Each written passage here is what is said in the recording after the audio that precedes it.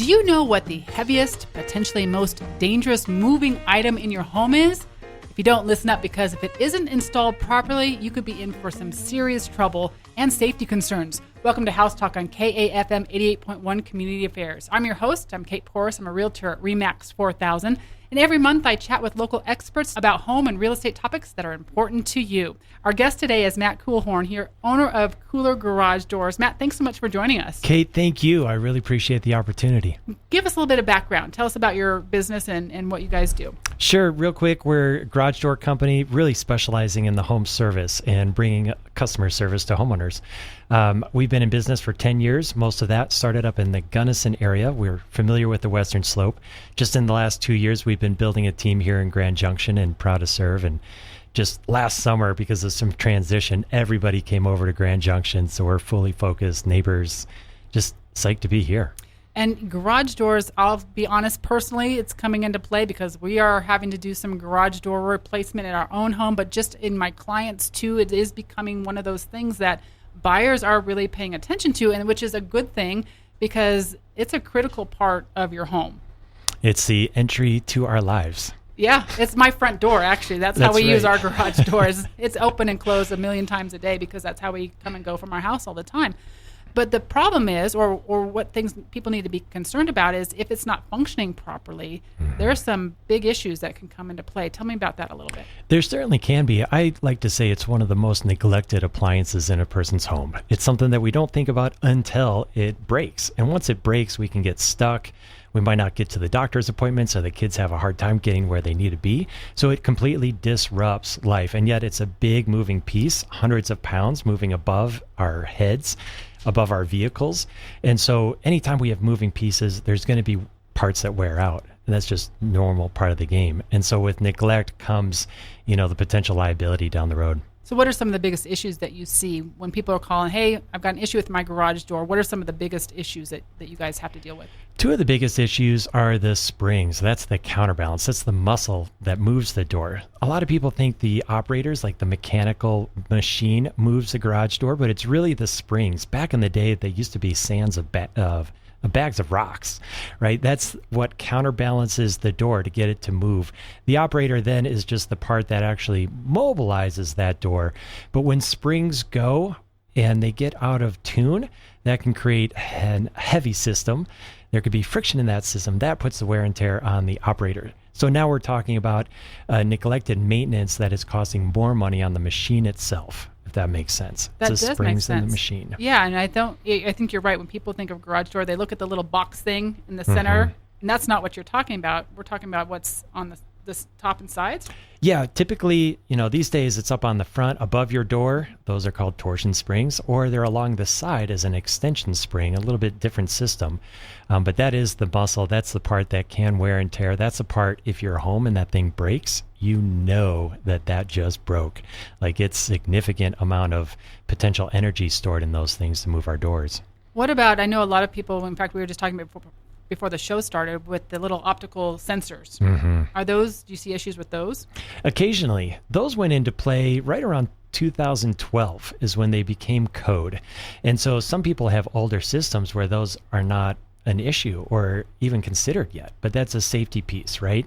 If those things do go out and they're just low voltage that run those eyes, they could have loose wires, they could get clouded up with debris, or I'm trying to think of like spider's webs, right? Yeah. And that could erode the connectivity there and create issues. And then at that point, it just becomes an annoying factor. Like, our garage isn't closing and I can't use my remote anymore, and this is frustrating. So those go out occasionally. Sometimes they're just dirty. Sometimes it's bad wiring. Sometimes they just go out and they need replacement. Well, I know that can also be a safety issue. We have personal experience with that too. We had our puppy, and she was great. We were in the man door going into the house. She was sitting there, but something caught her eye, and she bolted as I was closing the garage door. And thank goodness that she triggered the sensors, because she would have been a squished puppy otherwise. So that's a critical part for safety issue too, correct? That is an absolute critical part. That's why it is like code. Yeah. We can't go in and touch machines. If they have those photo eyes, we have to make sure that they are operating, right? There's still a little grandfather piece. But there's two big safety pieces on garage door systems that we want to know about. One is those photo eyes, making sure those work so that animals, little people, trigger the door in reverse if they're crossing that path.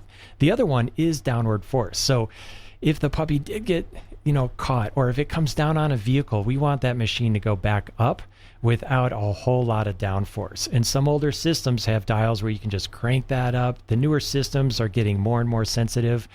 So it's getting a safer and safer operation day over day. Is there a way to test that? I had heard about a a paper towel roll test that someone had talked about. Yep. Is that legit? That's legit. You can do a paper towel. I'll always grab it with my arms, and I have a sensitivity that I just have trained on. I wouldn't recommend that to the average person because we just don't want it to get caught. Like if it is going to force that down, you want to make sure you're out of the way. But paper towel would work. 2x4 would work. So you and explain how that works, because I have a picture in my mind of how it works, but explain to people how that works. Yeah, so you get the door moving down. You hit the button. And then if I'm holding it, I'm just going to put my arm under it only. I'm not putting a shoulder. I'm not putting a body under it. And I'm going to apply force in the upward direction and see how long I can hold on to get that thing to trigger its downward force. If I'm using a paper towel roll, which I actually like that idea, I'm simply placing it on the ground sideways and seeing if the door is going to reverse versus trying to continue closing. And squishing the paper towels. Yeah. Okay. And you mentioned it early on because I don't think people realize how heavy a garage door is when it's coming down. That's right. Yeah, until they have a spring break and they try to move it with their neighbors. These are on the light side 120 pounds. Okay. And they can go up. I've seen 1,000-pound residential garage doors. And once those springs break, you lose the leverage that you have to move that. So it is like call your neighbors, call your friends, and it's not a safe thing to move once its counterbalance is off. And you don't want a child or a dog or anything underneath. Even if that's coming down and falling on you, that's bad news. Very, Could be very, serious. yeah. You're listening to House Talk on KAFM Grand Junction. In the studio today, Matt Kuehlhorn, owner of Kooler Garage Doors, located here in Grand Junction. When it comes to the style of garage doors, are there some that are? You talked about weight. Is there some that are more troublesome as far as keeping them safe than others, or is they all the same? I think on the most part, if they're set up correctly, they'd all be the same. Now, something that we talk about with homeowners is insulation. That's a big piece in deciding garage doors. That adds weight to the system. I came from the mountains. We did a lot of custom overlays and wood on the outside of it, and that always added weight and a significant aesthetic appeal, but a different engineering. And talking about the different styles, because we're in shopping for a garage door right now, and just looking at all the different options that you have from insulation and things like that. What are we seeing right now in the market as far as what people are moving toward, or what are some benefits for our particular climate that people might want to consider?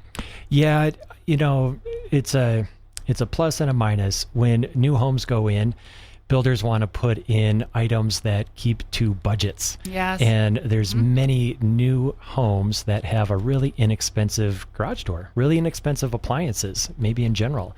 And what that can do is just limit our ability for climate control. A well-insulated door is going to pay for itself years down the road. I mean, we haven't even talked about the equity play yet, but that's a big one. And so it's insulated doors that can keep the wind and the climate out, keep the heat out, or keep the cold out, depending on the season. And then with regards to designs, there's so many options coming to market, and we can go contemporary, we can go classic, we can go wood grains on a metal door these days. It looks really cool. There are so many options out there for sure. Are you seeing people that are upgrading their garage doors? Because you talked about equity, for example. What are you seeing people doing in that regard as far as their garage doors? Yeah, I mean, you talk about equity year over year. You can look this up in Forbes or other articles. It's 100% plus equity play. And in part because the garage door, while it's increased so much in price since our COVID years, like everything, it's still relatively a cheap remodel. and we can retain that monies in our homes, whether it's for resale or that equity build. And so folks are going for a really solid insulated door that might have an aesthetic appeal that is now not only just making sure our life is flowing and we have access, but it's beautifying the home and that curb appeal. I was going to say curb appeal. For most homes or many homes, the very first thing people see when they drive up is the garage door. Mm-hmm. And so we know how important curb appeal is when you're trying to sell a house, and just for living there too. If it's, your home, you want it to look nice, a garage door can play a big role in that curb appeal for sure. Absolutely. Yeah, and then I'll even go into geeking out a little bit, because on the inside, we can powder coat track. We can, there's lots of options for garage doors, which gets fun. So if you're creating a space, and this could be a restaurant, this could be a hangout, gym, whatever Man people cave, are using garages for these days, you can put some aesthetic pieces in play. It doesn't have to just be raw steel, right? Like we can coat it, that gets different warranties, and play it out. A lot of options. Yep. Matt, if people have more questions or want some more information, how can they get a hold of you? KoolerGarageDoors.com, right here in Grand Junction on 25 Road. Matt, thanks so much. A lot of great information. There's a lot more that we could talk about, ironically, because it's just, people are like, oh, it's just a garage door. There's so much that you can talk about with this topic. So thanks for joining us today. Appreciate having you. Kate, I appreciate the opportunity. Thank you. This segment airs on the second Wednesday of each month. You can also listen to podcasts on demand at kafmcommunityradio.org. And make sure to join us next month for another edition of House Talk. If there's a topic you want me to cover, feel free to give me a call, 970-985-8555.